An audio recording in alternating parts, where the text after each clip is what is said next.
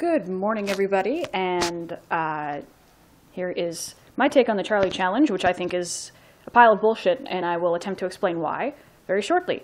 I'm just giving you a quick look at my setup here. Laptop, paper, tiny dog. It's very windy here today, so I've taken the liberty of closing the windows because I don't want any sort of stray breezes to interfere with the magic happening here.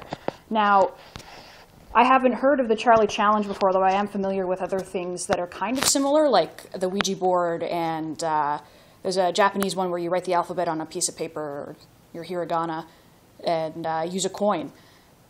Those both operate under the ideomotor effect, which is basically when you hold your hand out, even if you're convinced that you're holding it still, there's still like tiny movements in it that you can't normally perceive, and they're not voluntary. So you can't actually control when that happens.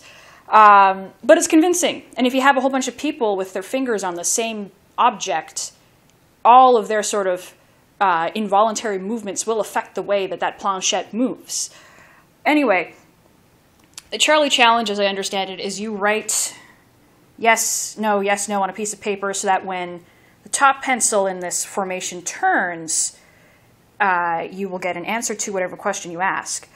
Yeah, these are just plain old HB pencils. Let's give it a try here. Charlie, are you there? Are you shy? What do you think, Blade? He doesn't care. Okay. Yeah, regardless of whether or not you believe this sort of thing, it's really easy to fake this. I can barely touch these pencils, and they will move. I don't have to exert any effort whatsoever.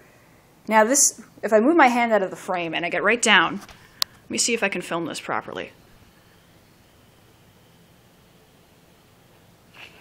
There. If you blow on those pencils, they will move. That's why I closed all the doors and windows, because I didn't want any stray breezes to fuck up my setup. Anyway, Charlie Challenge.